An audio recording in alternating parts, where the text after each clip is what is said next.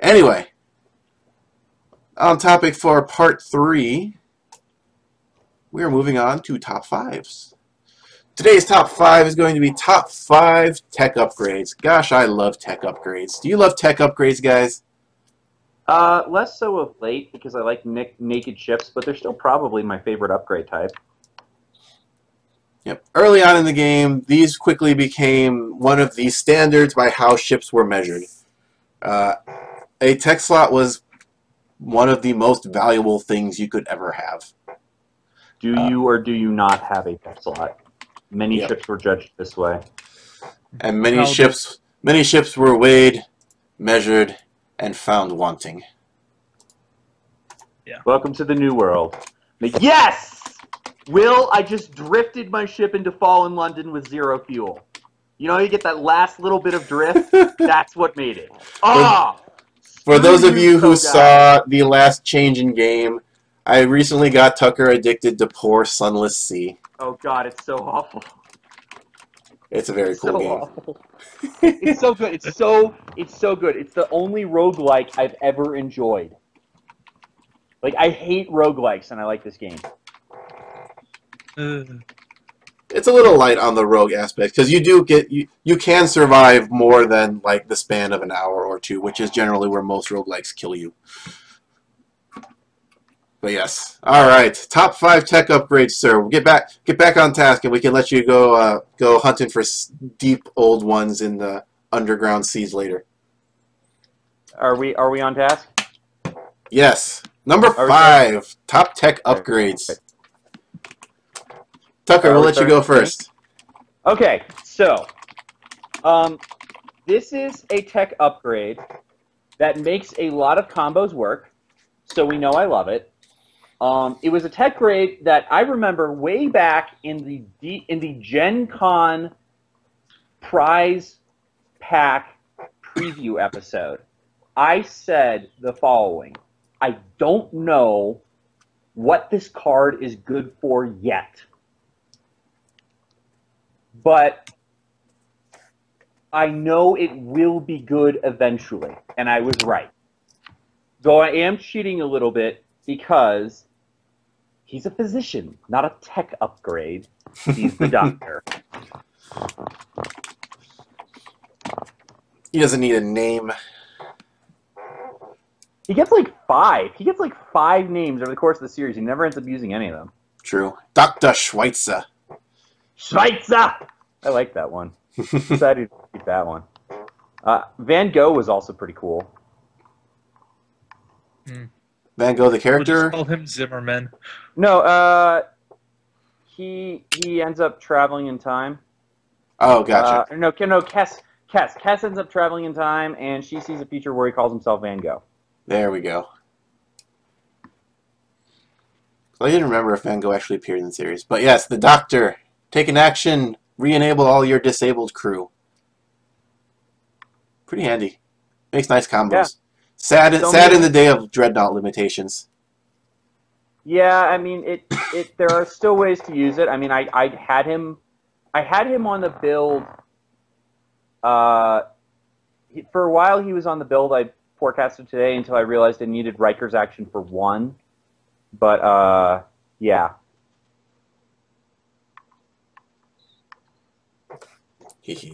Nice stuff. I did not have the Doctor on my list, actually. Nor did I. Oh, but he was under consideration.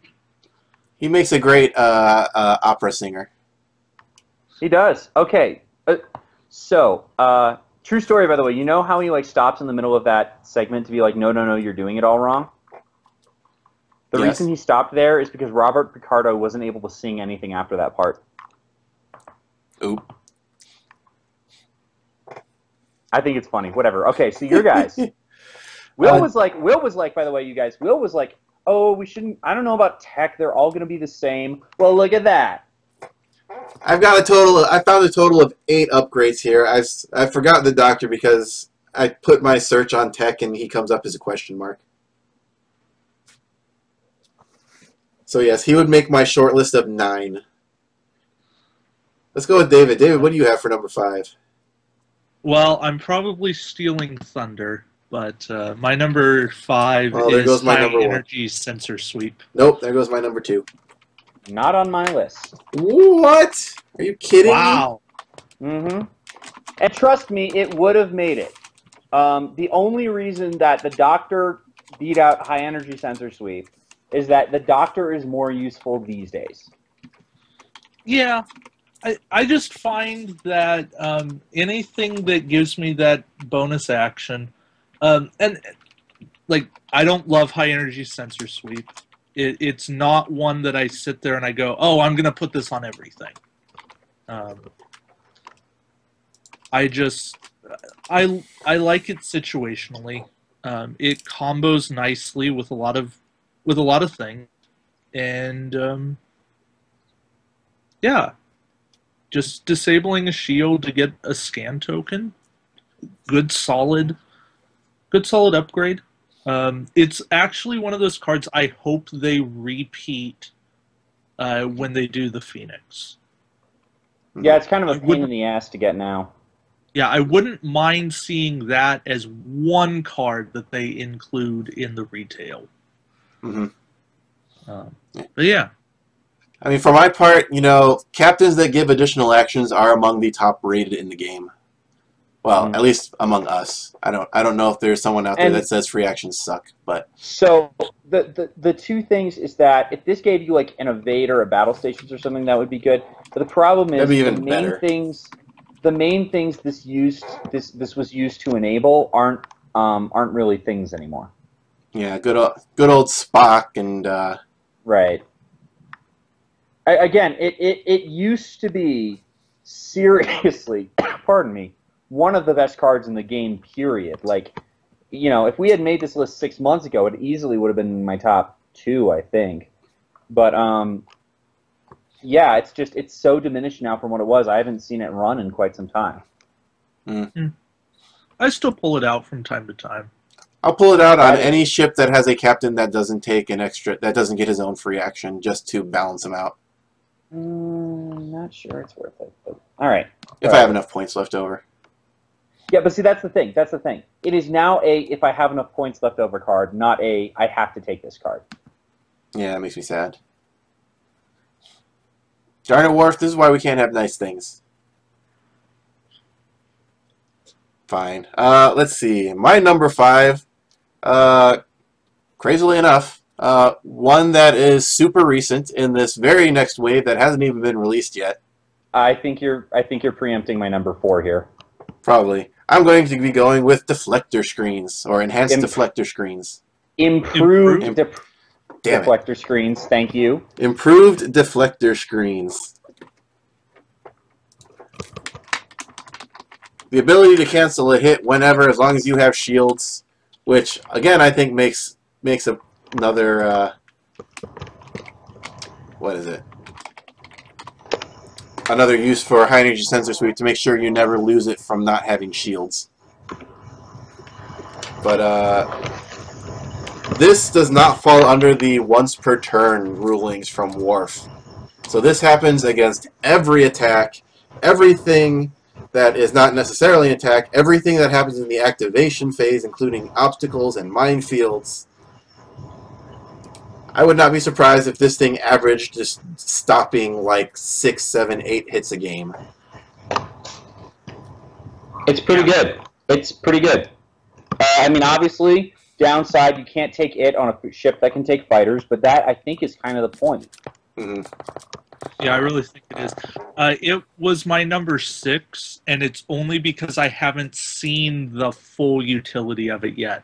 But talk to me in 3 months, and this may very well find a home at number 2 or number 3 on my list. Mm-hmm. Like, I think it has so much potential. It's never going to take number 1 because we all know what number 1 is. We're not going to say it. Yep, we'll get to it. Yeah, we'll get to it. But unless David tried to be like the Black Horse or something, being like, no, it's not the best. Superior intellect's not as good as... Black Horse. Oh my God, Will, give it up! Number 4, David, go ahead, since we had preempted Tucker. My number 4 is Advanced Cloaking. Oh. That is my number 2. I am just stealing everyone's thunder. Yeah, We're that's calling fine. this my revenge list from like every list prior. Perfect. That's But go yeah, ahead. I mean, you know, Romulans needed to actually help them out. Mm-hmm. Just the ability for them to stay cloaked and take that Ox power, because they do have a fair amount of green. And they have a fair trouble with action economy. Yeah. Tell me about it. But it works. It works for them. I don't like that it eats their only tech slot on most of their ships, but... Because they also have... Oh my god, how did I not put that on my list? Never mind. Keep going. They have better stuff coming. Mm-hmm. And we'll talk about that, because that's on my list too. Sorry, I have a short list of 10 tech items now. Yeah. Put it this way. Realistically, the best thing that the Romulans ever got was the tech fleet captain. Mm-hmm. And discounted techs and more techs. Yeah, when people say that the Romulans got playable, it was never a retail ship. It was the tech fleet captain. It was. That's what made Romulans playable. Mm-hmm. All their cool toys were techs, and you just never had enough slots to use them all in. Mm-hmm. Yeah. But yeah, I will say this: no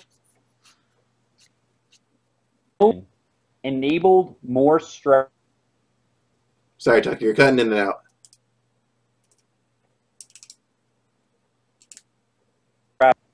Hello? Can you hear me? Now I can hear you. Okay. So no single card enabled more strategies than this card.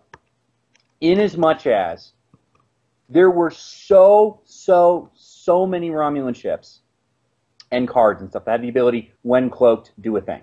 Mm-hmm. And this card says you can be cloaked all the time. Even better than the advanced weapon system the Klingons had. Right. Yeah. No, I mean, and the Klingons love it too. You know, it's not like this is a Romulan-only card. The Klingons love this card just as much as the Romulans do. Mm-hmm. Yeah, basically, this is a card that just opened up such a wide field. It literally added a faction back into the game for the first time. The second time was Disruptor Pulse. So, yeah, this is an auto-include in almost any build that includes a Romulan, and a serious consideration for any build that includes a Cloaker. So, yeah. Being cloaked all the time for practically nothing is magnificent. It's pretty great. I love being able to sensor echo. If only there weren't ships with 360-degree firing arcs. Yeah, and if the Borg weren't in this game, this would... Well, it's already my number 2, and it's not going to be my number 1, but... Mm-hmm. Yeah. If the Borg... I'll say it. If the Borg weren't in this game, it would be higher on my list. Yeah. Right. There would be other things that would be higher on my list. Will, what was your number 4? My number 4 is a wonderful... how do I want to talk about it? It's kind of a catch-all card. It's a combo enabler. It does a lot of things that you want a card to do, which includes negating an attack, hurting an opponent, and just setting them up for all kinds of other fun nastiness. And that is the Klingon Projected Stasis Field. Oh, I should have put that on this list. No, that's my number 3. That is not on my list. Oh, good. I'm not the only one who's forgetting things. Well, it may be... I mean, I'm looking at it, and I'm like... No, you know what? In this day and age, the only card it would have replaced is the Doctor, and I'm okay having the Doctor instead of it. Mm-hmm. PSF is a little pricey to use these days. It's a darn solid card, especially against recently. You know, before we had the high anti-dreadnought rulings or format. Was a great card to try and use against a dreadnought if you ever got the chance to. Well, I mean, yeah, and that's another thing, is it hasn't been as good lately because of that. Mm-hmm. But even aside from that, stick this on a small ship just to negate an attack and drop somebody's shields, and that's a pretty easy kill right there. Mm-hmm. This makes great use of a support ship. Your support ship's not going to live, but probably something that costs twice as much as it isn't going to live either on the opponent's side. And I mean, hey, you've got to run, you've got to run that 120-point ship anyway, so. Mm-hmm. So yeah, pretty cool. Might have been maybe it might have been a little bit higher if not for fighters. Yeah, that's another. Yeah. Yeah, because PSF does nothing against fighters. Keeps them from I mean, it attacking. does negate an attack. I'm fine with that. Mm-hmm. And speaking of which, we should do my number 3 because that's a good segue. Tucker, number 3.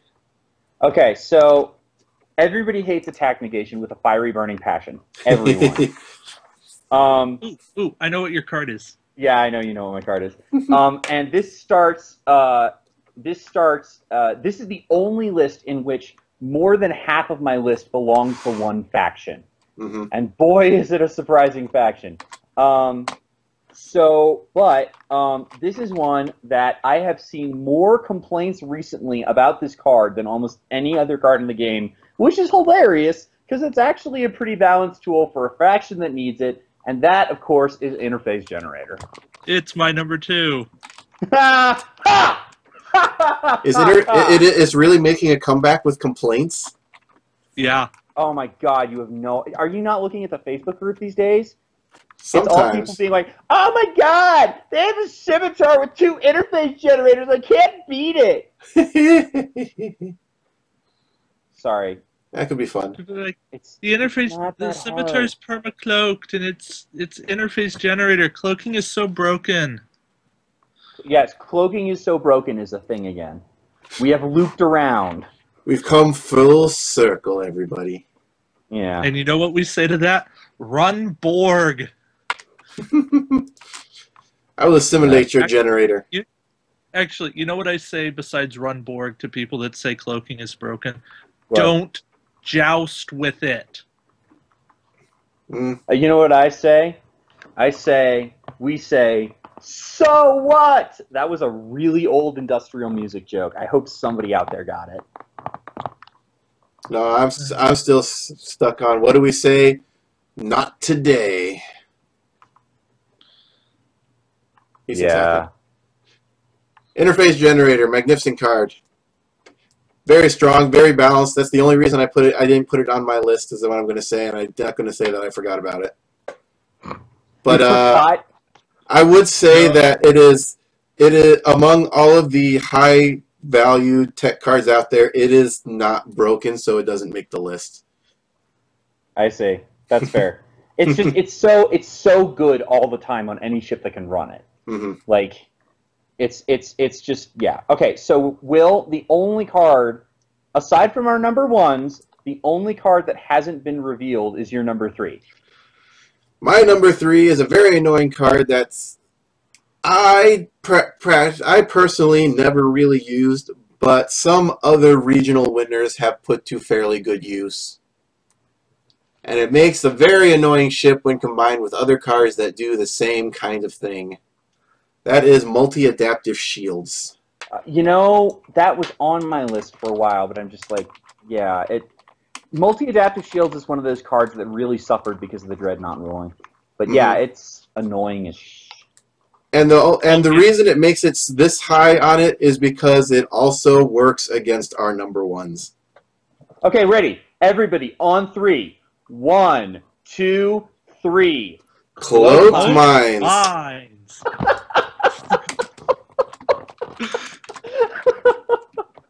Okay, if we have to explain this, welcome to the show. If we have to explain this, go on YouTube, on our wonderful YouTube channel. It's youtube.com/DeltaAngelFire or something like that. I don't actually remember anymore. Find the State of the Federation playlist. Go all the way back to episode 2, I think it was. Yeah. And I run through a very long and detailed 45 minutes of why cloaked mines are great, how to position them to cause the most problems for your opponent, and why you want them to destroy everything in your path.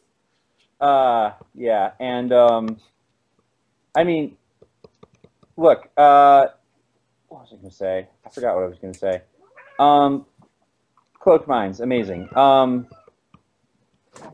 it, what was I going to say? I had a thing for this. Okay, while you think, I'll explain why they almost weren't my number one. Okay, I got to hear this. Okay, and it is solely a venue ruling for me. Oh, and it is right. because my venues have ruled that they are unique. So you can only take one. You can only take one. And with only being able to take one, they don't cause the chaos that they perhaps should. Mm-hmm. And so you can much more easily work around them. Whereas interface generators in multiples really do start to cause problems.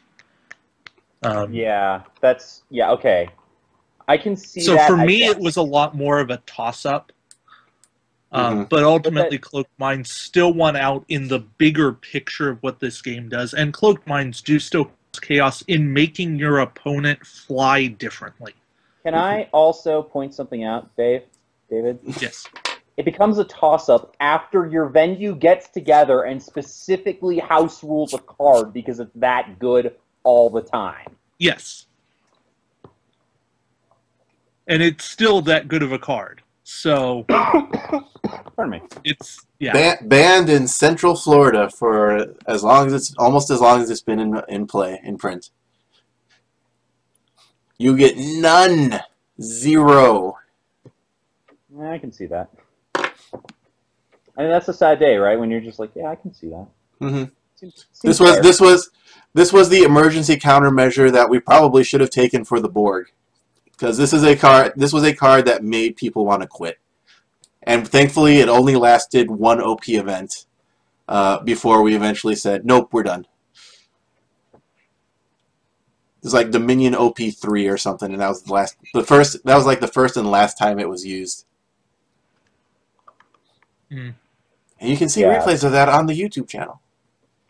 Yeah, no, Cloaked Mines, man. I mean, look, everybody should have seen this coming. Everyone should have seen this.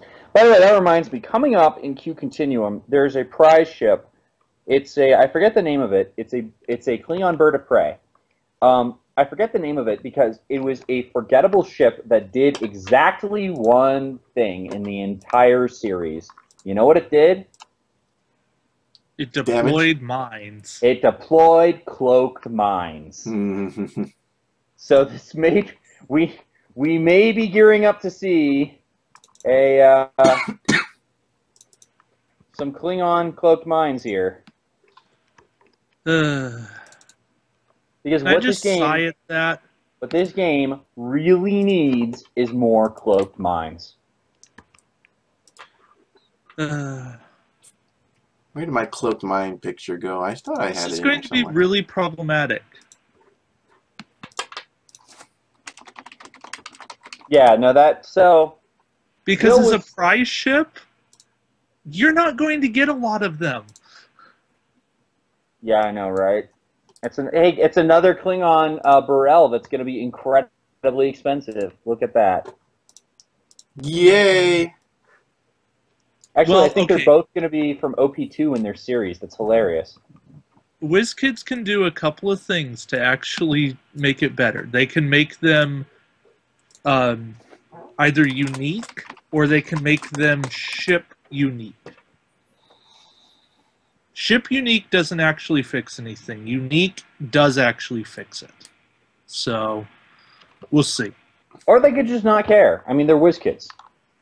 Well, yeah, considering they never did anything to fix Cloaked Mines. And that was after Andrew Park said, you know, we never actually thought that players would do what they did with them. We just wanted to give players another use for the mine token. We didn't think people would want to run it in multiples. Yeah, why would anybody ever want to run multiple Cloaked Mines? 5 copies of the Kratos. Yes. Yes, they are. They're very good. And that is one of the reasons that multi-adaptive shields got high on my list, is because you get to roll defense against them at least, which helps a little bit. 3 defense dice against 3 attack dice with no modification either way. It's not too bad. But, yeah. those are our top techs. I'm sure some of you have seen these cloaked mines before and are very sad. And they destroyed a lot of things. Also, they're the biggest counter to the second biggest threat in the game right now, which is fighters. Yeah. Number one, and because they work well against board, too. I mean, it's not like they're not a board counter. They're decent. oh yeah, board can avoid them more easily, but I mean, they're still on the field. If you have enough of them, they're going to have to go through them at some point. And yeah, I mean, who can throw away like free damage for a measly 3 points? And I mean, you could do a lot worse than like 20-point fighters, 20-point fighters, sphere. Oh, spheres don't have tech slots, do they? Never mind. You need the name sphere. Has one. Yeah, but you can't afford it in that case. You get the diamond. The diamond's 40. Another diamond's 40. Fighters are 20. That's 20 points left over. Yeah, no, but I was saying, what I thought you could do if the sphere had a tech slot is you go sphere, sphere, fighters, fighters, cloak mines, but you can't. I knew there was a reason I wasn't doing that. Unfortunate, but that's why I usually take my third ship. I don't know. Praetus with 2 cloaked mines for 20 points is pretty nasty. Yeah, I mean, you could do a lot worse than that. You know, if you're running the science vessel, it has a tech slot. This is probably what you're putting in it. Typically, yeah. I mean, that's how I've always run it. Denatra Science Vessel plus Cloaked Mines and Romulan Clag is like one of the most classic builds in the game for 20 points. What is setting off my alarms? Yes. All right. There you go, guys. Those are our top 5 techs. I got to get going before the cat destroys the room. Any last-minute news from the Star Trek Attack Wing front? I don't think so. I will say, whatever ends up happening next week, I will not be present for it. My work schedule has finally caught up with me, and I will need to take a week off. Well, that makes us 3 for 3. What do you mean? As in, the 3 of us will not be at Nationals. Oh, yeah. That's correct. Sadness and teardrops. Kidding? Do you really think I was flying all the way to Maryland for a friggin' Dominion War Deep Space Nine? No. Yeah. I don't know people in Maryland. Like, I have legitimate reason to go to Maryland. Yeah. Well, hey, so... But yeah, everyone who is participating in Nationals, good luck to all of you guys. I think I've heard of one regional champion at least that's heading out there. Yeah. I know at least 3, including myself, are not. Aren't they supposed to pay your way or something? You get free entry into the tournament. Is that literally it? Actually, I don't know if you actually get free entry in the tournament. You just get entry into the national final event. Wow. You might have to pay your $15. I don't know. Probably not though. Much glamour, such rewarding. Indeed. But yeah. So good luck to everyone there. Next week, we'll probably have some of the results from that, but I'm sure there will be more reports coming in because it'll be only like a day or 2 after the event. People will probably be posting up more pictures and stuff after that. So next week we'll be doing a new episode of Change in Game. For those of you who like all kinds of other games, including video games, board games, tabletop, things with sci-fi themes, things with card games, all that. We're gamers here. We will be going go over just games you probably want to try to play. If you didn't see the last one we did a few weeks ago, this is what got Tucker hooked on Sunless Sea. This is what got me to download Sid Meier's Pirates and start playing it. You played it? Do you like it? It seems really fast. I don't know if like it has an emulation problem. Oh, it might. Yeah, check the forums on that. I've heard that. But which is kind of a pain with some of the mini games, as you've probably figured out by now. But yeah. So until next week. Also this weekend is also Tabletop Day weekend. So find a local gaming store on Saturday. Find some new tabletop games to play there, or introduce some people to Star Trek Attack Wing. There should be gaming events all over the country. You can look it up on Google. Just be Tabletop Day. You'll probably have some list on the Geek and Sundry site, and it's really cool. But yeah, All right, then. That is the show for tonight. Thank you all for joining us. Especially a big thank you for all of you guys that support us. And just even by watching or even occasionally donating, you guys are the best. We'll continue to bring you the best coverage we can of whatever we got. And the best strategy we have to share for Star Trek Attack Wing. So thank you guys for watching. Until next time, may Q be generous with your dice. Thank you guys. Have a good night.